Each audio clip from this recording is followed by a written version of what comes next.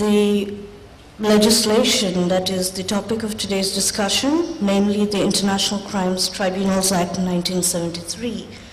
centers on a broader issue that is of the entire war of 1971, which touches the heart and sentiments of the population of this country.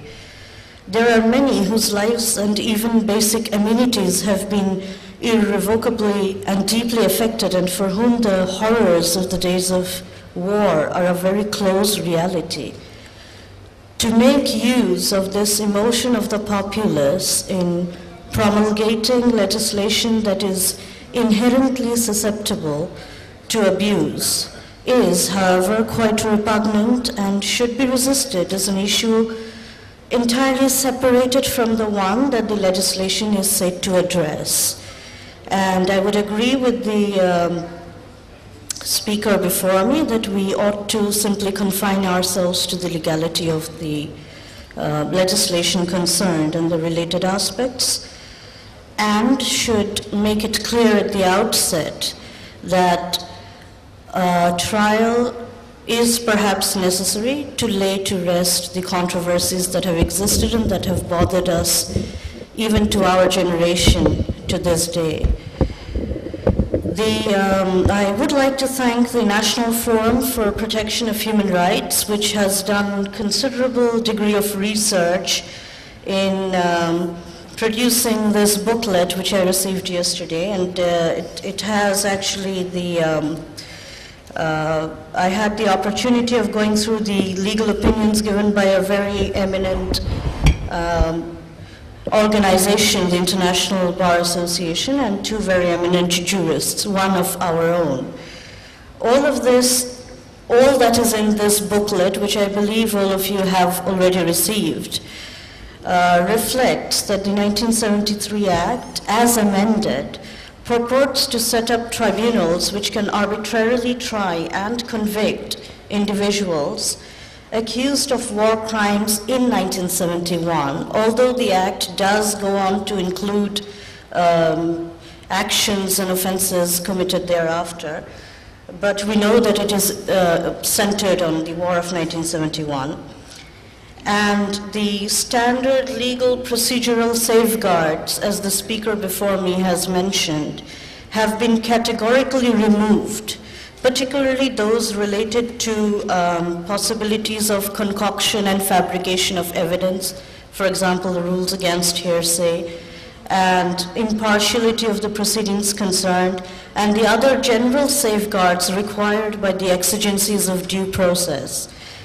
Despite being clearly unconstitutional, it appears to have been almost entrenched by the constitutional amendment incorporating Article 47(3) of the Constitution. As such, not only the legality of the provisions of the 1973 Act, but the amendment incorporating Article 47(3) is questionable. The question of supra-constitutional legality, this issue, because we have been given the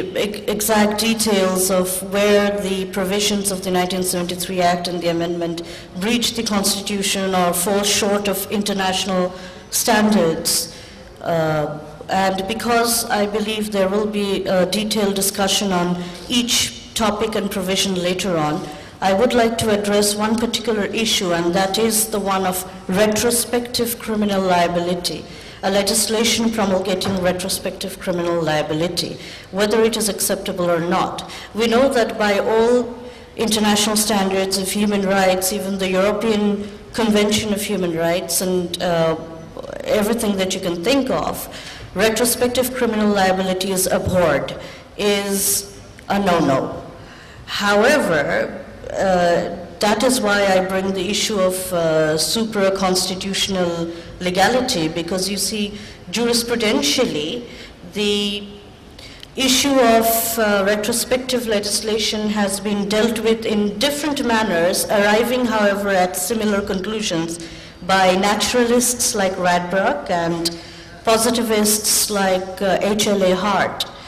Particularly when they have tried to formulate justification for the Nazi informer cases.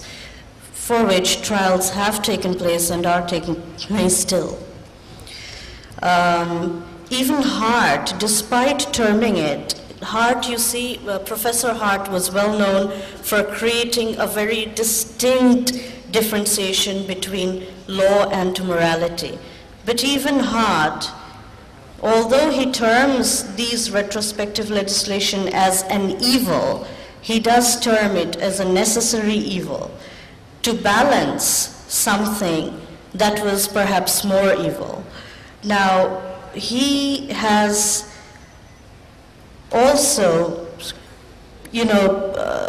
tried to justify the Nazi informer cases by terming them as necessary, provided one can show clearly that the legal structure or the regime under which the alleged acts were committed was itself lacking in legality or legitimacy. Under the circumstances,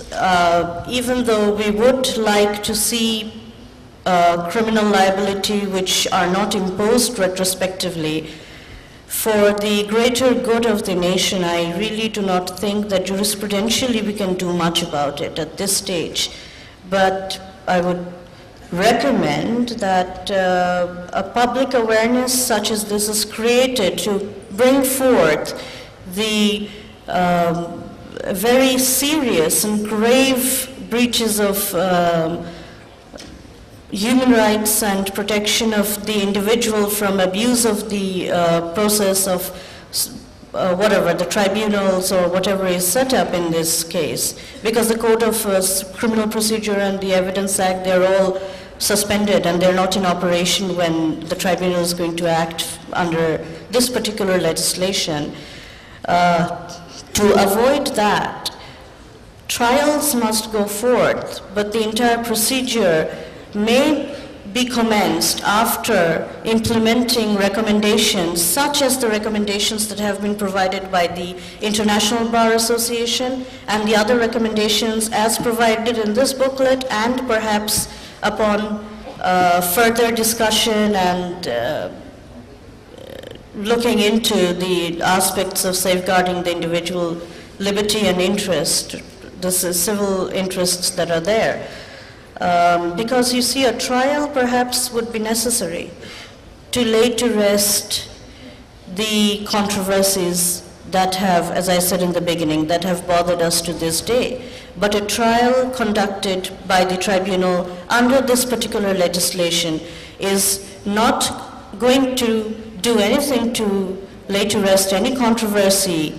but is going to create greater controversies of its own. It is going to be questionable in the future, not sustainable jurisprudentially, not justifiable for a nation that believes itself to be free.